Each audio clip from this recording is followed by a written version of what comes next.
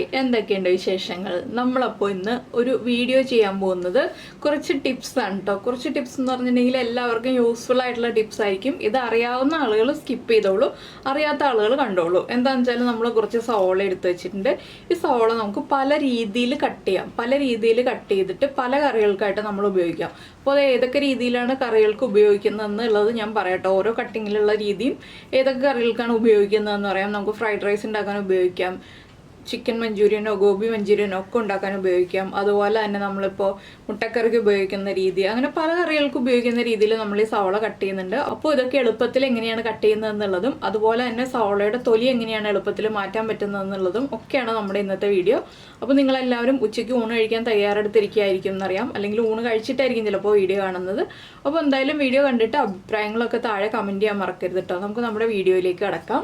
ഓരോ സവോളയായിട്ടാണ് നമ്മൾ കട്ട് ചെയ്യുന്നത്. എന്താണെന്ന് വെച്ചാൽ നമുക്ക് ഓരോ സവോള കട്ട് ചെയ്ത് കാണിക്കേണ്ട ആവശ്യമില്ലല്ലോ, കുറേ സവോളയൊന്നും കട്ട് ചെയ്യണ്ടല്ലോ. അപ്പോൾ ആദ്യം നമുക്ക് സവോളയുടെ തൊലി മാറ്റുന്നത് എങ്ങനെയാണെന്ന് നോക്കാം എളുപ്പത്തിൽ.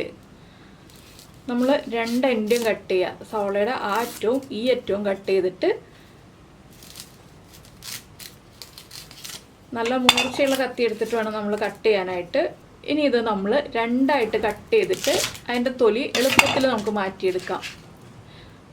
ഇതെല്ലാം നമ്മൾ കഴുകിയിട്ടാണ് കേട്ടോ യൂസ് ചെയ്യുക. സവോള എല്ലാം കഴുകിയിട്ടാണ് യൂസ് ചെയ്യുക, കഴുകാതെ ഒന്നും യൂസ് ചെയ്യുന്നില്ല. പക്ഷേ എളുപ്പത്തിൽ തൊലി മാറ്റാൻ പല വഴികളും ഉണ്ട്. അതിലൊന്നാണിത്. ഏറ്റവും ഈസി എന്ന് എനിക്ക് തോന്നിയിട്ടുള്ള രീതിയാണ് ഇപ്പോൾ ഈ ഒരു രീതി. രണ്ടായിട്ട് കട്ട് ചെയ്തിട്ട് നമ്മൾ തൊലി മാറ്റിയെടുക്കുകയാണെങ്കിൽ വളരെ എളുപ്പത്തിൽ നമുക്ക് തൊലി മാറ്റിയെടുക്കാം. ഇപ്പോൾ സവോളയുടെ തൊലി നമ്മൾ മാറ്റി കഴിഞ്ഞു. ഇനി നമുക്ക് കഴുകിയിട്ട് ഇത് കട്ട് ചെയ്യുന്ന രീതി അറിയാം. ഇതിപ്പോൾ ഇങ്ങനെ കട്ട് ചെയ്തിട്ടുണ്ടെങ്കിൽ നമുക്ക് സ്ലൈസ് ചെയ്ത് കട്ട് ചെയ്തെടുക്കാം, അങ്ങനെ പല രീതിയിൽ കട്ട് ചെയ്തെടുക്കാം. അപ്പോൾ നമ്മൾ സവോള കഴുകി ക്ലീൻ ആക്കി എടുത്തിട്ടുണ്ട്. ഇനി നമുക്ക് ഈ സവോളയുടെ സെൻറ്റർ പോർഷൻ ഉണ്ടല്ലോ, അത് രണ്ട് രീതിയിൽ കളയാം കേട്ടോ. നമ്മളിങ്ങനെ രണ്ട് സൈഡിൽ നിന്ന് കട്ട് ചെയ്ത് ട്രയാങ്കിൾ ഷേപ്പിലാക്കിയിട്ട് അത് കളയാം. അത് കളഞ്ഞതിന് ശേഷം കട്ട് ചെയ്യാം. ഇല്ലെങ്കിൽ നമുക്കിങ്ങനെ ചെരിച്ച് കട്ട് ചെയ്തിട്ട് ആ ഒരു സെൻറ്റർ പോർഷനുള്ള ഭാഗത്ത് ചെരിച്ച് കട്ട് ചെയ്തിട്ട് അത് കളയാം. അതും രണ്ട് രീതിയിൽ കളഞ്ഞിട്ട് നമുക്ക് കട്ട് ചെയ്യാം. ഇപ്പോൾ നമ്മൾ കട്ട് ചെയ്യാൻ പോകുന്നത് ഇനി സ്ലൈസ് ചെയ്യാണ്. സ്ലൈസ് ചെയ്യുന്നത് നമ്മൾ മുട്ടക്കറിക്ക്, ഗ്രീൻ പീസ് കറിക്ക്, കടലക്കറിക്ക്, അതുപോലെ തന്നെ പല കറികളും നമ്മളിപ്പോൾ തീയൽ പോലെ ഉണ്ടാക്കുമ്പോൾ അല്ലെങ്കിൽ മസാലക്കറികൾ ഉണ്ടാക്കുമ്പോഴൊക്കെ നമ്മൾ സ്ലൈസ് ചെയ്താണ് എടുക്കുന്നത്. പിന്നെ ബിരിയാണിക്ക് സ്ലൈസ് ചെയ്യുമ്പോൾ തിന്നായിട്ട് സ്ലൈസ് ചെയ്യുക, അല്ലാത്ത കറികൾക്ക് നമ്മൾ കുറച്ചുകൂടി തിക്കായിട്ട് സ്ലൈസ് ചെയ്യും. അങ്ങനെ രണ്ട് രീതിയിൽ നമ്മൾ സ്ലൈസ് ചെയ്തെടുക്കാറുണ്ട്. അപ്പോൾ ഇത് നമ്മുടെ സ്ലൈസ് ചെയ്ത സവോളയാണ്. സ്ലൈസ് ചെയ്ത് കഴിഞ്ഞു. സ്ലൈസ് ചെയ്യുന്നത് എല്ലാവർക്കും അറിയാവുന്നത് തന്നെയാണ്. അപ്പോൾ ഇത് നമുക്കൊരു പ്ലേറ്റിലേക്ക് മാറ്റി വയ്ക്കാം. ഇനി അടുത്ത സവോള എടുത്തിട്ട് അടുത്ത രീതിയിൽ നമുക്ക് കട്ട് ചെയ്യാം. ഇപ്പോൾ നമ്മൾ വേറൊരു സവോള എടുത്ത് വെച്ചിട്ടുണ്ട്. ഈ സവോള നമ്മൾ മുഴുവനെ വെച്ചിട്ടാണ് കട്ട് ചെയ്തെടുക്കാൻ പോകുന്നത്. സവോളയുടെ എല്ലാ സൈഡിൽ നിന്നും നമ്മൾ നീളത്തിൽ കട്ട് ചെയ്ത് കൊടുക്കുക. അടിഭാഗം മുട്ടുന്നത് വരെ കട്ട് ചെയ്യരുത്. നീളത്തിൽ അടിഭാഗം എത്തുന്നതിന് തൊട്ട് മുന്നേ ആയിട്ട് കട്ട് ചെയ്യുക. ഇത് നമ്മളൊരു പൂവിൻ്റെ ഷേപ്പിൽ കട്ട് ചെയ്യാന്നൊക്കെ പറയില്ലേ, ആ രീതിയിൽ കട്ട് ചെയ്തെടുക്കുകയാണ്. 4 സൈഡിൽ നിന്നും ഒരുപോലെ നീളത്തിൽ കട്ട് ചെയ്തെടുത്തിട്ടാണ് നമ്മൾ ഈ ഒരു കട്ടിങ് ചെയ്യുന്നത്. ഇതിൽ എന്താണെന്ന് വെച്ചിട്ടുണ്ടെങ്കിൽ നമുക്ക് മുട്ടക്കറി ഉണ്ടാക്കാൻ ഇത് ഉപയോഗിക്കാം. മുട്ടക്കറി പല രീതിയിൽ നമ്മൾ സവോള കട്ട് ചെയ്തിട്ട് ഉണ്ടാക്കാറുണ്ട്. ആ ഓരോ മുട്ടക്കറിക്കും ഓരോ ടേസ്റ്റാണ് കേട്ടോ. ചെറുതായിട്ട് ചോപ്പ് ചെയ്തെടുക്കുന്ന സവോള ഉപയോഗിച്ചുണ്ടാക്കുന്ന മുട്ടക്കറിക്ക് ഒരു ടേസ്റ്റാണ്. സ്ലൈസ് ചെയ്തെടുക്കുന്ന സവോള ഉപയോഗിച്ചുണ്ടാക്കുന്ന മുട്ടക്കറിക്ക് വേറെ ടേസ്റ്റാണ്. അതുപോലെ തന്നെ വലിയ ക്യൂബ്സ് ആയിട്ട് കട്ട് ചെയ്തിട്ട് ഉണ്ടാക്കുന്ന മുട്ടക്കറിക്ക് വേറൊരു ടേസ്റ്റാണ്. അങ്ങനെ പല മുട്ടക്കറിക്കും പല ടേസ്റ്റാണ്. അത് നമ്മൾ സവോള കട്ട് ചെയ്യുന്നതിനെ ബേസ് ചെയ്തിരിക്കും ടേസ്റ്റ് എന്ന് പറയുന്നത്. അപ്പോൾ ഇതുപോലെ നിങ്ങൾ മുട്ടക്കറി ഉണ്ടാക്കി നോക്കിയിട്ടില്ലെങ്കിൽ ഇതുപോലെ ഒന്ന് കട്ട് ചെയ്തിട്ട് സവോളയൊന്ന് കട്ട് ചെയ്ത് മുട്ടക്കറി ഉണ്ടാക്കി നോക്കൂ. ഇപ്പോൾ നമ്മൾ സവോള രണ്ടായിട്ട് കട്ട് ചെയ്തു. ഇനി ചെറുതായിട്ട് ചോപ്പ് ചെയ്യാണ് ചെയ്യുന്നത്. ഏറ്റവും ഈസി ഇതാണ് ചോപ്പ് ചെയ്യാനായിട്ട്. അപ്പോൾ നിങ്ങൾ ഇതുപോലെ ചെയ്ത് നോക്കൂ. വീട്ടമ്മമാർക്ക് എല്ലാവർക്കും എളുപ്പത്തിൽ ചെയ്യാൻ പറ്റുന്ന രീതികളാണ് കേട്ടോ ഇതെല്ലാം.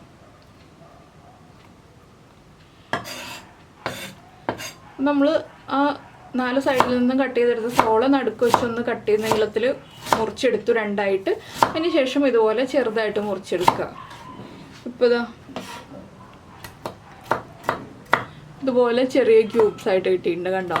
ഇതിന് നമുക്ക് ഒരു പ്ലേറ്റിലേക്ക് മാറ്റാം. ഇത് നമ്മൾ മുട്ടക്കറിക്കും യൂസ് ചെയ്യാറുണ്ട്. നമ്മുടെ ഗോബി മഞ്ചൂരിയൻ, ചിക്കൻ മഞ്ചൂരിയൻ ഒക്കെ ഉണ്ടാക്കുമ്പോൾ മഞ്ചൂരിയൻ റെസിപ്പീസിൽ ഈ ഒരു കട്ടിങ് യൂസ് ചെയ്യാറുണ്ട് കേട്ടോ. മഞ്ചൂരിയൻ റെസിപ്പീസിൽ മുട്ടക്കറിക്കാണ് ഞാനിവിടെ മെയിനായിട്ട് യൂസ് ചെയ്യാറ്. പിന്നെ ഇടയ്ക്ക് ഫ്രൈഡ് റൈസ് ഉണ്ടാക്കുമ്പോൾ ഇതുപോലെ കട്ട് ചെയ്തെടുക്കാറുണ്ട്. അതൊക്കെ നിങ്ങളുടെ ഇഷ്ടത്തിനനുസരിച്ച് വ്യത്യാസം വരുത്താം. പക്ഷേ ഇതുപോലെ കട്ട് ചെയ്തെടുത്തിട്ടുണ്ടെങ്കിൽ ഫ്രൈഡ് റൈസിനാണെങ്കിലും ടേസ്റ്റാണ്, മുട്ടക്കറിക്കാണെങ്കിലും ടേസ്റ്റാണ്, നമ്മുടെ മഞ്ചൂരിയൻ റെസിപ്പീസ് എല്ലാത്തിനും ടേസ്റ്റാണ്. അപ്പോൾ ഇതെല്ലാം നിങ്ങൾ ഈ റെസിപ്പികൾ ഉണ്ടാക്കുമ്പോൾ ഇതുപോലെ കട്ട് ചെയ്ത് നോക്കിക്കോളൂ, നല്ല ടേസ്റ്റാണ്. അപ്പോൾ അതിൻ്റെ അഭിപ്രായം ഒന്ന് കമൻറ്റ് ചെയ്യാൻ മറക്കരുത് കേട്ടോ. ഇനി നമുക്ക് അടുത്ത കട്ടിങ് കാണാം. ഇനി നമ്മൾ കട്ട് ചെയ്യാൻ പോകുന്നത് നമ്മുടെ മുട്ടക്കറിക്കും അതുപോലെ ചിക്കൻ കറിക്കും ഒക്കെ ചെയ്യുന്ന രീതിയുണ്ട്. മുട്ടക്കറിക്കും ചെയ്യാം, മുട്ട പൊരിക്കാനും ചെയ്യാം. അതുപോലെ തന്നെ ചിക്കൻ റെസിപ്പീസിൽ ഇപ്പോൾ നമ്മൾ ചിക്കൻ കൊണ്ടാട്ടമൊക്കെ ഉണ്ടാക്കുമ്പോൾ ചെയ്യുന്ന രീതിയിൽ ഒരു സവോള ഇതുപോലെ നീളത്തിൽ 4ആയിട്ട് കട്ട് ചെയ്തെടുത്തു. ഇത് കണ്ടോ, 4 പീസാണിത്. ഈ 4 പീസിനെ നമ്മളിനി നീളത്തിൽ തന്നെ കട്ട് ചെയ്യാൻ പോവാണ്.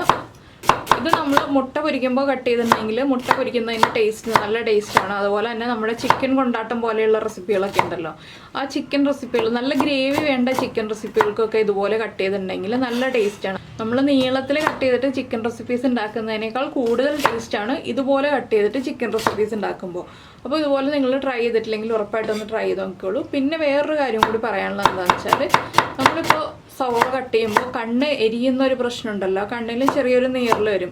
ഒരു ചെറിയ ഫാൻ വെച്ചിട്ട് നമ്മൾ സവോള കട്ട് ചെയ്യുകയാണെന്നുണ്ടെങ്കിൽ ആ ഫാനിൻ്റെ കാറ്റുകൊണ്ട് നമ്മുടെ കണ്ണിൻ്റെ ആ ഒരു നീറൽ മാറി കിട്ടും കേട്ടോ. ഫാനിൻ്റെ കാറ്റ് കൊള്ളുമ്പോൾ സവോളയുടെ ആ എരിവ് കാറ്റത്ത് പറന്ന് നീങ്ങുമ്പോൾ നമുക്ക് ആ ഒരു എരിവ് മാറിക്കിട്ടും. അപ്പോൾ അതൊരു ചെറിയ ടിപ്പ് പറഞ്ഞു എന്നേ ഉള്ളൂ ഇതിൻ്റെ ഇടയിൽ കൂടി.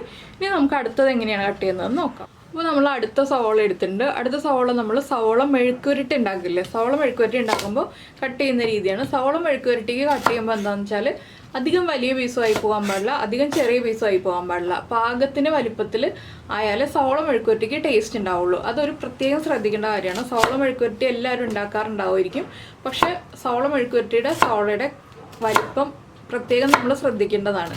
നമ്മളിപ്പോൾ ചില്ലി ഗോപിക്കൊക്കെ കട്ട് ചെയ്യുന്ന പോലെ അത്രയും വലിയ പീസുകളായിട്ട് കട്ട് ചെയ്യരുത്.